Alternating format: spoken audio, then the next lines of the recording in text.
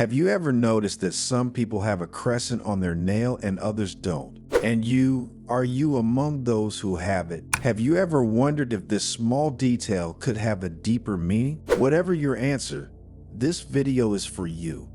And what you're about to discover could change the way you see yourself and the world around you. In this video, in fact, thanks to a Zen story and Buddhist wisdom, we will understand what it really means to have a half moon on your thumbnail. And if you stay until the end of the story, we will reveal to you a secret that only a few know, a secret that could open the doors to an extraordinary destiny. But before continuing, if you haven't already done so, subscribe to the channel and activate notifications so that you are informed when we publish new content for your spiritual growth. The sun, like an artist painting the sky, was creating a work of art with shades of orange, pink, and purple as it slowly descended behind the towering mountains that hid the Zen monastery. A group of pilgrims, coming from every corner of Japan, had gathered in the Zen garden, a place of peace and serenity, to listen to the teachings of the venerable monk Tanzan. Tanzan, with his long white beard caressing his chest and eyes shining with age-old wisdom, slowly approached the group, and leaning on his wooden staff, he approached the pilgrims and looked them all in the eyes. His steps were slow and measured, as if every movement was an act of meditation. "Welcome, dear pilgrims," he said in a warm and enveloping voice. "I am honored to share this moment of reflection and spiritual growth with you." The pilgrims bowed respectfully, their hearts filled with gratitude for the opportunity to learn from such a revered master. Among them was Kenji, a young merchant tormented by doubts and uncertainties about his future. The weight of responsibilities and difficult decisions weighed on his shoulders, often leaving him without peace. There was also Hana, a heartbroken woman still grieving the loss of her husband. The pain had consumed her, leaving her empty and without hope.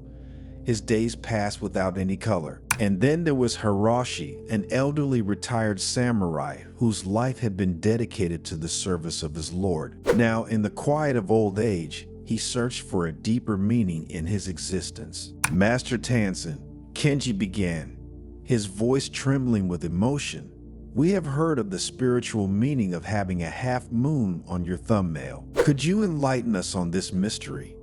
Could you explain to us what is really behind this particular sign that not everyone has?" Tanzan smiled gently, her eyes resting on Kenji as if she could see deep into his soul. "The half moon on your thumbnail, dear Kenji, is a rare and precious sign. Only 1 in 100 people are said to possess it." A murmur of amazement spread among the pilgrims. Hannah brought her hands to her chest, as if to protect her vulnerable heart. Hiroshi, with his posture still upright despite his age, listened attentively, his eyes fixed on the master. And each of them looked at their hands to realize whether or not they had that sign that the master spoke of. "Why is this so rare, master?" Hannah asked, her voice as faint as a whisper. "This sign," Tanzan explained, "indicates a predisposition for enlightenment, a special connection with the universe, and extraordinary spiritual potential. Whoever owns it is destined for a unique life path, to leave a significant imprint on the world." "But what does it mean to be predisposed to enlightenment?"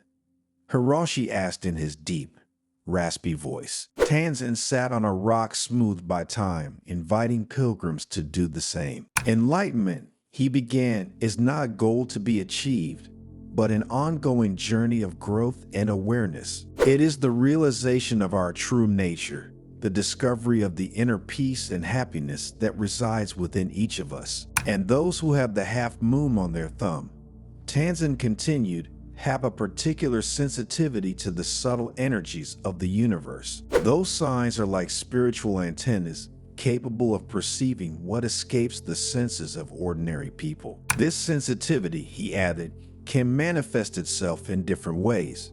Some may have powerful intuitions, like flashes of light that illuminate the path. Others may be gifted with healing abilities, capable of relieving pain and restoring balance. Still others may have a deep understanding of human nature, reading people's hearts and minds like an open book. Kenji, who had always had a strong intuition, felt a shiver run down his spine. Tanzan's words rang inside him like a distant bell. "But how can we cultivate this sensitivity, Master?"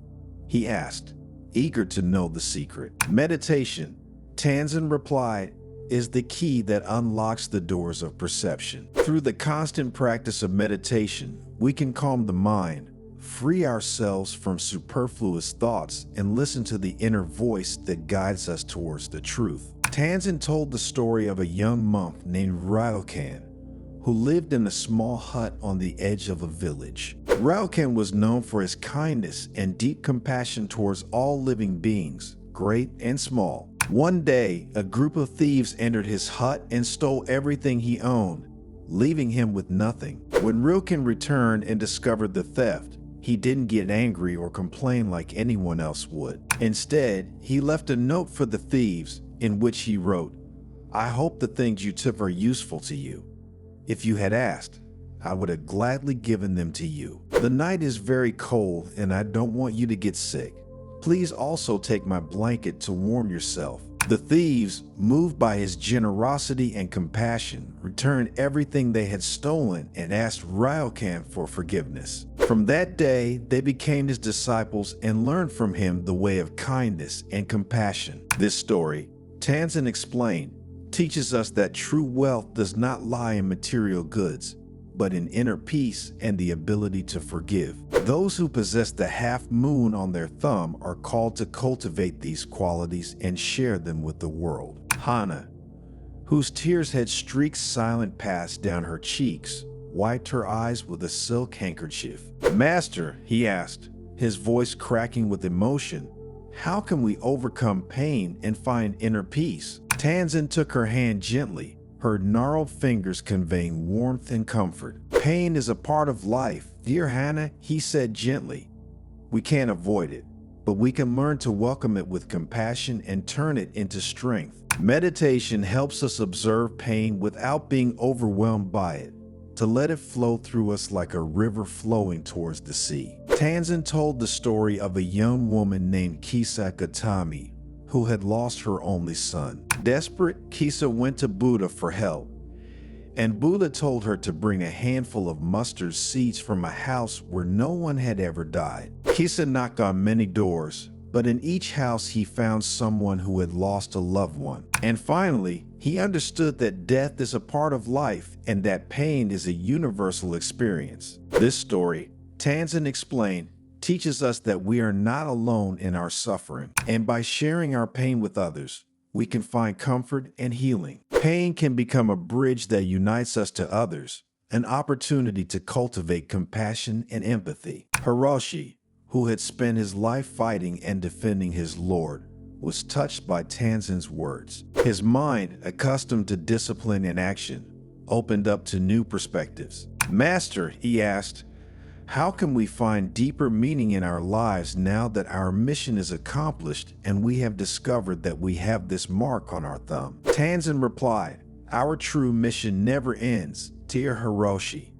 As long as we are alive, we have the opportunity to serve others, to share our wisdom, and to contribute to the well-being of the world." Tanzan told the story of an old samurai named Sukahara Bakuden, who had dedicated his life to the art of the sword. One day, while traveling alone, he was challenged by an arrogant and impulsive young samurai. Bakuden, instead of fighting, sat down calmly under a tree and offered the young man a cup of tea. The young man, confused and disarmed by Bakuden's kindness, gave up the challenge and became his disciple. This story, Tanzan explained, teaches us that true strength lies not in violence, but in kindness and compassion. Those who have the half moon on their thumb are called to use their power to promote peace and harmony in the world. The sun had now set and the full moon illuminated the Zen garden with its silver light. The pilgrims, inspired by Tanzan's teachings,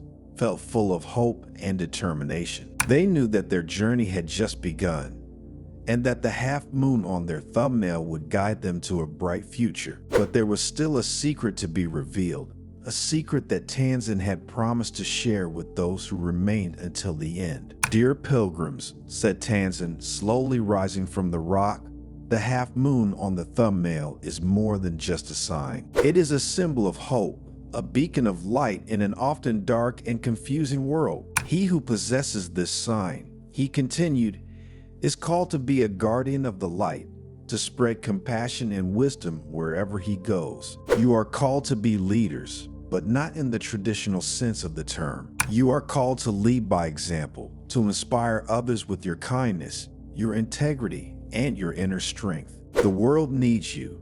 Tanzan added, "It needs your light, your compassion, and your wisdom. Don't be afraid to shine. Don't be afraid to be different.